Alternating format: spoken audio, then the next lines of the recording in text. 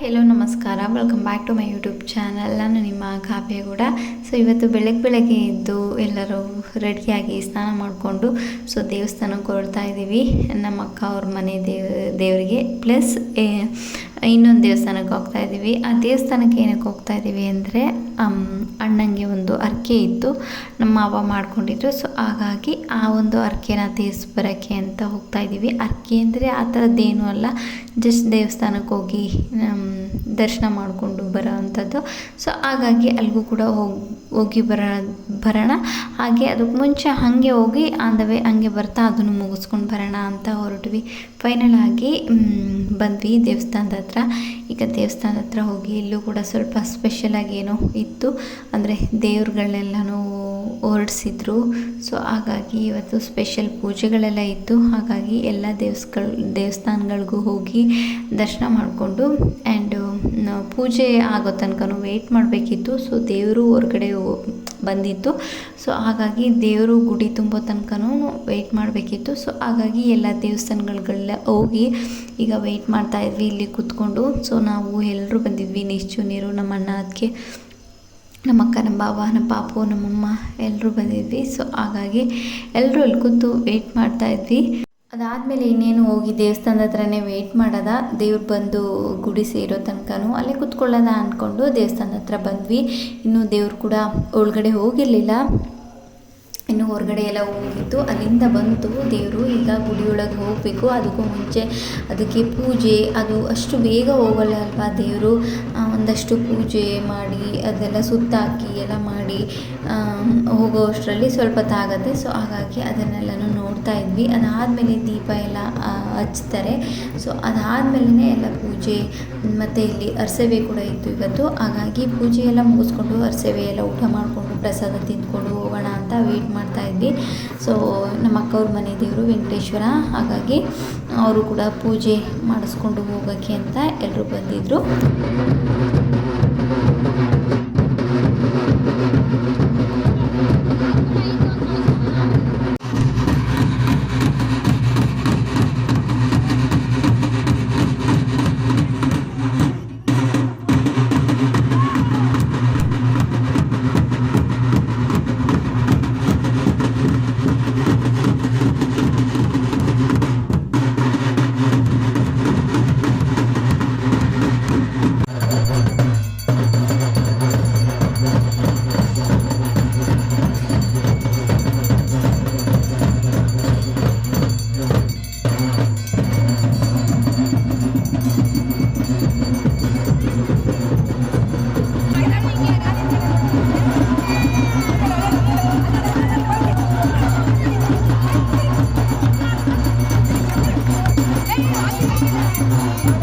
So ಪೂಜೆ ಮಾಡಿಸ್ಕೊಂಡಿದ್ದೆಲ್ಲ ಆಯಿತು, ದರ್ಶನ ಮಾಡಿದ್ದು ಕೂಡ ಆಯಿತು, ಅರಸೇವೆ ಊಟ ಮಾಡಿದ್ದು ಕೂಡ ಆಯಿತು. ಸೊ ಈಗ ಇಲ್ಲಿಂದ ನಾವು ಇನ್ನೊಂದು ದೇವಸ್ಥಾನಕ್ಕೆ ಹೊರಡ್ತಾ ಇದ್ದೀವಿ.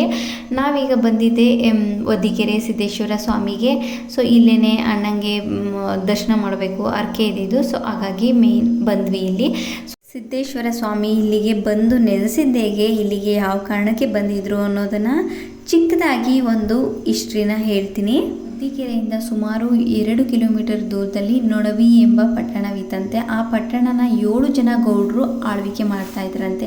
ಆ 7 ಜನ ಗೌಡರಲ್ಲಿ ಕೊನೆಯವರೇ ಮಲ್ಲೇಗೌಡ ಅಂತ. ಆ ಮಲ್ಲೇಗೌಡನಿಗೆ ಮಕ್ಕಳ ಭಾಗ್ಯ ಇರಲಿಲ್ಲಂತೆ. ಸಕಲ ಸಂಪತ್ತು ಎಲ್ಲನೂ ಇತ್ತಂತೆ, ಆದರೆ ಮಕ್ಕಳ ಭಾಗ್ಯ ಇರಲಿಲ್ಲಂತೆ. ಆಗ ಮಲ್ಲೇಗೌಡನಿಗೆ ಗೊತ್ತಾಗಿದ್ದೆ ಹೇಮಾವತಿಯಲ್ಲಿರುವಂಥ ಎಂಜೇರು ಮತ್ತು ಸಿದ್ದರ ಬಗ್ಗೆ. ದಂಪತಿಗಳು ಎಂಜೇರು ಮತ್ತು ಸಿದ್ದರ ಬಳಿ ಬರ್ತಾರೆ, ಬಂದು ತಮ್ಮ ಕಷ್ಟಗಳನ್ನೆಲ್ಲ ಹೇಳ್ಕೊಳ್ತಾರೆ.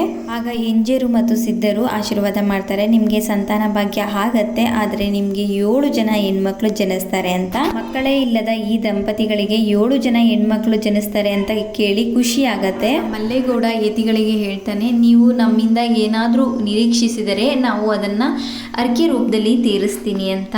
ಆಗ ಯತಿಗಳು ಹೇಳ್ತಾರೆ, ನಮ್ಮ ಮಠದಲ್ಲಿ ಒಬ್ಬ ಅನಾಥ ದಿಕ್ಕಿಲ್ಲದ ಪರದೇಶಿ ನಿಂಗಣ್ಣ ಅಂತ ಇದ್ದಾನೆ, ಅವನನ್ನು ನಿಮ್ಮ ಜೊತೆ ಕರ್ಕೊಂಡೋಗಿ ನಿಮಗೆ ಹುಟ್ಟುವಂಥ 7 ಜನ ಹೆಣ್ಮಕ್ಳಲ್ಲಿ ಒಬ್ಬಳನ್ನು ಅವನಿಗೆ ಕೊಟ್ಟು ಮದುವೆ ಮಾಡಬೇಕು ಅಂತ. ಆಗ ಮಲ್ಲೇಗೌಡ ಸರಿ ಎಂದು ನಿಂಗಣ್ಣನನ್ನು ಜೊತೆಗೆ ಕರ್ಕೊಂಡು ಹೋಗ್ತಾನೆ. ಪರದೇಶಿ ನಿಂಗಣ್ಣ ಹೊರಡೋಕ್ಕೂ ಮುಂಚೆ ಯತಿಗಳು ಅವನ ಹತ್ರ ಹೇಳಿರ್ತಾರೆ, ನಿನಗೆ ಯಾವುದೇ ರೀತಿ ಕಷ್ಟ ಬಂದರೂ ನಮ್ಮನ್ನು ನೆನೆಸ್ಕೋ ಅಂತ. ನಂತರ ಕೆಲವು ವರ್ಷಗಳ ನಂತರ ಮಲ್ಲೇಗೌಡನಿಗೆ 7 ಜನ ಹೆಣ್ಮಕ್ಳು ಕೂಡ ಜನಿಸ್ತಾರೆ. ಅವರು ಕೂಡ ಬೆಳೆದು ದೊಡ್ಡವರಾಗ್ತಾರೆ.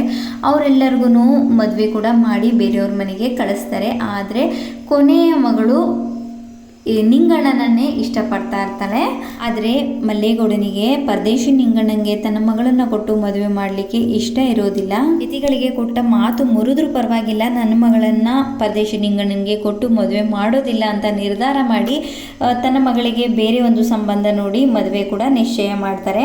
ಆಗ ಪರದೇಶಿ ನಿಂಗಣ್ಣ ಯತಿಗಳ ಬಳಿ ಹೋಗಿ ಇಲ್ಲ ನಡೆದಿರುವಂಥ ಮೋಸನೆಲ್ಲನೂ ಹೇಳ್ತಾನೆ. ಮೋಸವನ್ನೆಲ್ಲ ಕೇಳಿದ ಯತಿಗಳು ಮಲ್ಲೇಗೌಡನ ನಾಶವೇ ಸರಿ ಎಂದು ನೊಣಬಿ ಪಟ್ಟಣಕ್ಕೆ ಹೋಗಲು ರೆಡಿ ಆಗ್ತಾರೆ.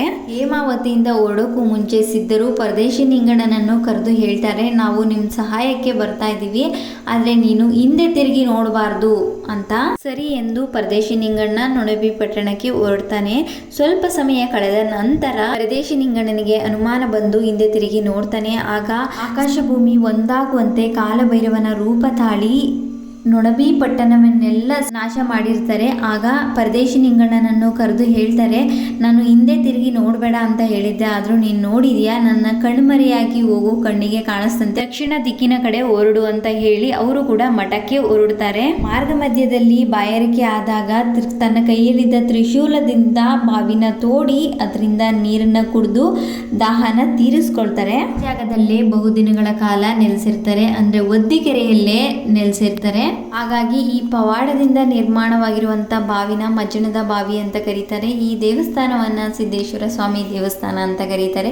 ಈ ದೇವಸ್ಥಾನದಲ್ಲಿರುವಂಥ ಬಾವಿ ನೀರಲ್ಲಿ ನಾವು ಸ್ನಾನ ಮಾಡ್ಕೊಳ್ಳೋದ್ರಿಂದ, ಮೇಲ್ಗಡೆ ಪ್ರೋಕ್ಷಣೆ ಮಾಡ್ಕೊಳ್ಳೋದ್ರಿಂದ ಚರ್ಮದ ಸಮಸ್ಯೆಗಳೆಲ್ಲ ನಿವಾರಣೆ ಆಗುತ್ತೆ ಅನ್ನೋದು ಇಲ್ಲಿನ ಜನರ ನಂಬಿಕೆ ಅಂತಲೇ ಹೇಳ್ಬೋದು. ಸೊ ಈ ದೇವಸ್ಥಾನದ್ದು ಇಷ್ಟ ಆಗಿತ್ತು ಮಾಹಿತಿ.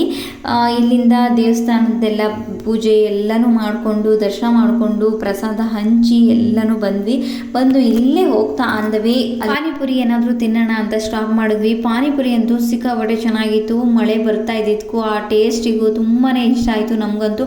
ಆ ಟೇಸ್ಟ್ ಅಂತೂ ಸಿಕ್ಕಾಪಟ್ಟೆ ಚೆನ್ನಾಗಿತ್ತು.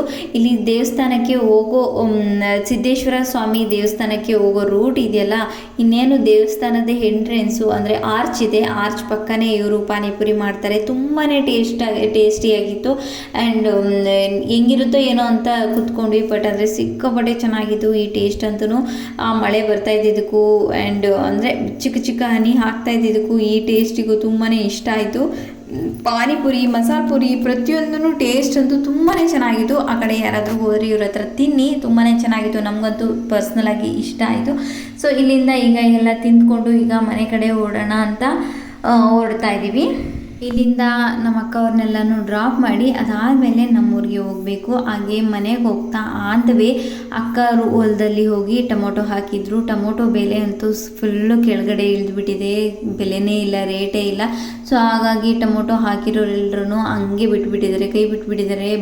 ಅಂದರೆ ಅದನ್ನೆಲ್ಲನೂ ಬಿಡಿಸಿ ಮಾರ್ಕೆಟ್ಗೆ ಹಾಕಿ ಅದನ್ನೆಲ್ಲ ಮಾಡೋ ಅಷ್ಟರಲ್ಲಿ ತುಂಬಾ ಖರ್ಚು ಬರುತ್ತೆ. ಅದು ಅಲ್ಲಿಗೆ ತಗೊಂಡೋಗೋ ಖರ್ಚು ಎಲ್ಲನೂ ಜಾಸ್ತಿ ಆಗುತ್ತೆ, ನಮಗೇನೂ ಬರೋದು ಇಲ್ಲ. ಆ್ಯಂಡ್ ನಮ್ಮ ಕೈಯಿಂದನೇ ದುಡ್ಡು ಹಾಕಬೇಕಾಗತ್ತೆ ಅಂತ ಎಲ್ಲನೂ ಈ ಥರ ಬಿಟ್ಬಿಟ್ಟಿದ್ದಾರೆ ಸುಮಾರು ಜನಗಳು. ಸೊ ಅದೇ ಥರ ಇವರು ಕೂಡ ಸುಮ್ಮನೆ ಹಾಕ್ಬಿಟ್ಟಿದ್ದಾರೆ. ಸೊ ಹಾಗಾಗಿ ಮನೆಗಾದರೂ ಕಿತ್ಕೊಂಡು ಹೋಗೋಣ ಟೊಮೊಟೊನ ಅಂತ ಹಾಂದವಿ. ಮನೆಗೆ ಹೋಗ್ತಾ ಇಲ್ಲಿ ಹೊಲ್ದ ಹತ್ರ ಸ್ಟಾಪ್ ಮಾಡಿ ಟೊಮೊಟೊನ ಬಿಡಿಸ್ಕೊತಾ ಇದ್ವಿ. ಅಂದರೆ ಸ್ವಲ್ಪ ಇನ್ನೂ ಫುಲ್ ಹಣ್ಣಾಗಿಲ್ಲದೆ ಇರೋದನ್ನ ಬಿಡಿಸಿಟ್ಕೊಂಡ್ರೆ ಮನೇಲಿ ಇರುತ್ತೆ ಟೊಮೊಟೊ ಗೊಜ್ಜು, ಅಂದರೆ ಟೊಮೊಟೊ ಮನೆಗೆ ಬಳಸ್ಕೊಳ್ಳೋಕ್ಕೆ ಅಂತ.